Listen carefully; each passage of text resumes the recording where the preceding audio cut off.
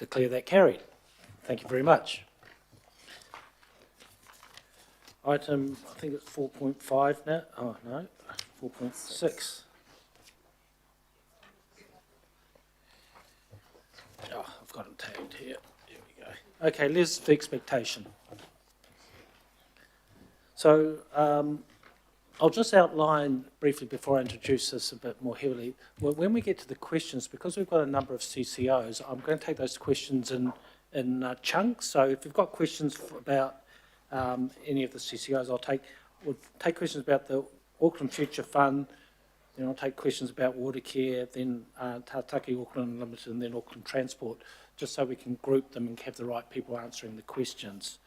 So just to introduce the item, the purpose is to approve the content for inclusion in the letters of expectation to substantive council-controlled organisations for next year. Alistair, you'll just run us through it. I also see there's a G up there, which maybe you could just talk us through as well. Thank you, Chair. Maybe if I just address the G quickly now. Each year, the CCOs, as the limited liability companies, we pass a shareholder resolution in lieu of holding an annual general meeting. A few years ago, when we got the delegation to Phil to sign those resolutions, we named all of the individual CCOs, and then we went and created some more. So we're just asking to extend Phil's delegation to sign that resolution to the Auckland Future Fund Limited, which wasn't in existence when we first got that delegation. That's just a sort of slightly technical bureaucratic matter, which we're tacking on to the end of this, but maybe if I get into this substance of this report, as the Chair said, we're looking for your approval for the content of the letters of expectations to go to each of the CCOs. The letters of expectations guide the drafting of the statements of intent from the CCOs. This won't be your one and only crack at it. Following the finalisation of the letters of expectation, the CCOs will draft a statement of intent, which will come to you by the beginning of April, and you then get to give shareholder feedback on those draft statements of intent to ensure that it meets your expectations before you finally approve them, probably around July or August next year. Normally we would look to workshop the content of these letters of expectations with you, but due to the elections and time getting committee structures in place and the mayoral proposal out, we haven't had time. So we're just bringing these to you now so that we can ensure they align with the content of the mayoral proposal, which was debated and agreed for consultation today.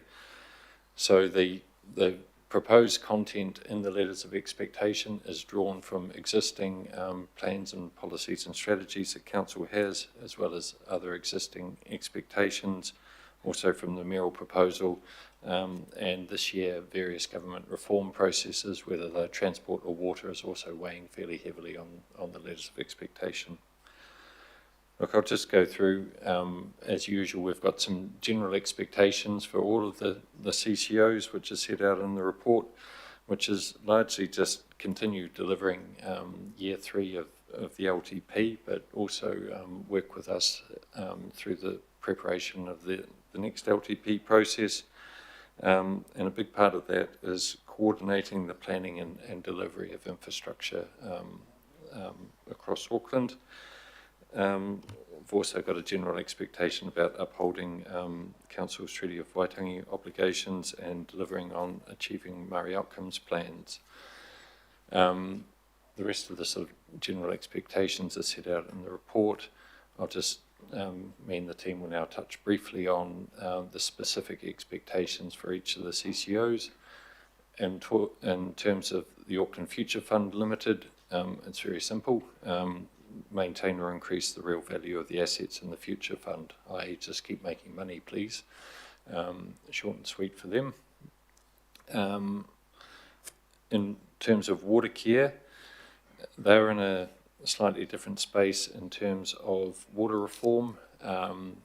Their existing statement of intent effectively stays in place until the new water services strategy is delivered. But we're just asking Watercare to work with council as we develop the water services strategy.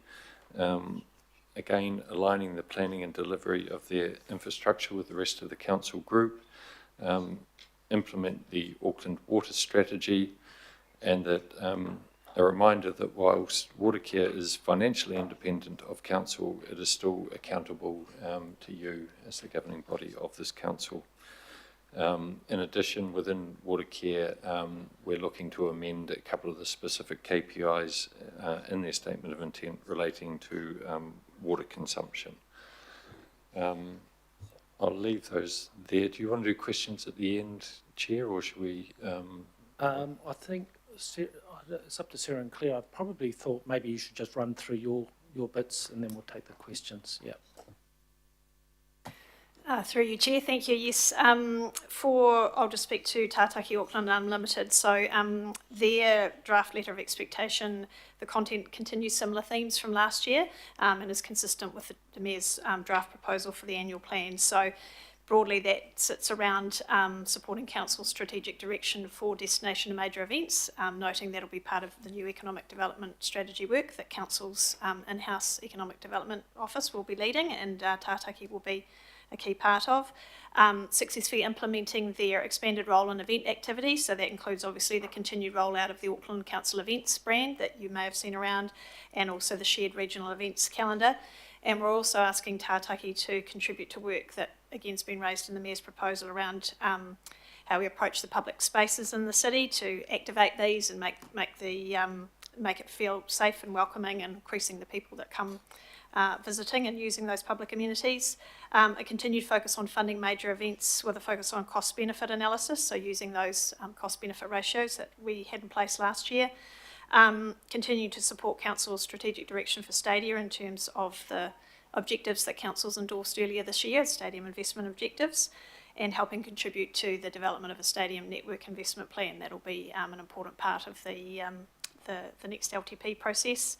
Continue to lead the Alliance of Cultural Funded Council organisations, so partnership with the museum, MOTAT and others, which is looking at a range of shared metrics and shared services and that sort of thing, and asking them to report to us regularly on that progress. And finally, to support the Mayor's Tourism and Hospitality Forum, which was established earlier this year. So that's the key ones for Tātaki. Very good. Thanks, Sarah. Tēnā koutou katoa. I'm Claire Gomez. I typically look after Auckland Transport and City Rail Link in the CCO governance team. So I just wanted to highlight, we're taking suggesting a slightly different approach for Auckland Transport this year, and that is because with the reform occurring next year, it's actually going to impact on the timing of the draft statement of intent and final statement of intent. We expect legislation to pass in March, and then there is a 6-month transition period, and then the Transport CCO, which will be focusing on passenger transport, will be in operation from that point. So what we are suggesting to Auckland Transport, and we have discussed this with them, is that they take a two-part approach to this, drafting their statement of intent. The first part deals with those activities and functions that will, at the end of the transition period, come back to council, and then they can just kind of drop off. And then part two will look at the public transport components, and that will then be their enduring statement of intent for the year. And hopefully that process means we won't have to go through a modification process throughout the year. If legislation changes and things might happen, we might need to modify, but this is a more sort of efficient way of managing that.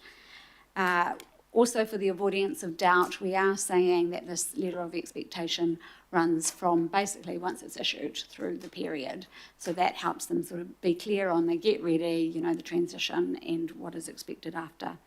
Look, the report aligns with what was in the mayoral proposal and what's being discussed already today, so I'll take that as read, but happy to answer any questions. Very good. Well, thank you very much, team. That's excellent. So as I mentioned, I'll take questions in kind of lots. Are there any questions around the Auckland Future Fund for the officers?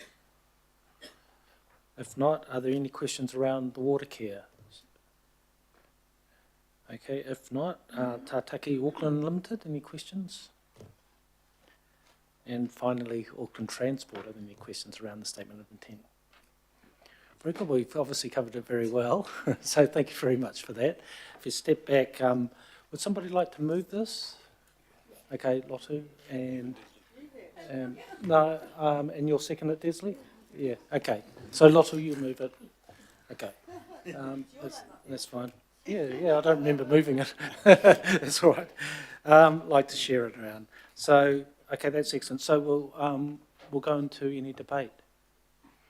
Any comments? Yeah, thank you, Councillor Turner. Just make that one comment that the letter of expectation going to water care, of course, is only for 12 months, isn't it? Up until when the regulator changes the position of accountability, correct? Right. Should have asked this in the question, shouldn't I? It's for 12 months. I mean, it continues to be a CCO, correct, Alistair, and so there'll still be a statement of intent. It just sits alongside other regulator requirements. Am I right? But there will be changes. There is structural changes, is there not? For water care, the accountability document will change from being a statement of intent to a water services strategy, and that's a process that will be running and needs to be finalised at the same time as the LTP signed off in June 2027. He says getting his years confused in his head, but I think that's right. Yeah, Mr. Chair, thank you for indulging me being late. I keep going back to the conflict between who's the boss of water care these days, and when I sit in the board meetings, I see a real tension there between what the government representatives are talking about and what we seem to talk about at this end. So our letters of expectation, well, I think Watercare might have an expectation that our letters of expectation won't have so many criteria in them anymore. Would that be right? I think your point about who's the boss, let's be really clear. Auckland Council still owns Watercare and their accountability is to us, but they are in a regulated industry where they've got both economic regulation and quality regulation from a couple of government bodies. But ultimately, Watercare is accountable to us. In terms of the level of detail that we might provide to them in a letter of expectation, I think it's fair to say Watercare's got enough going on their plate at the moment. They've got working with Te Mata Arawai and the Commerce Commission, etc. So we're not being overly prescriptive in what we're asking, and a lot of the what is being asked for is already established in previous decisions of council, i.e. deliver the water strategy and work with us to help coordinate the provision of infrastructure, particularly to support growth. Thank you, I think. Okay. All right. Any comments, debate? Okay, I'll put that to the vote. All those in favour say aye. Aye. Against? Declare that carried. Right, thank you. Now we're on to the last item for the day, team, which is the Infrastructure Funding and Financing Amendment Bill and rates capping.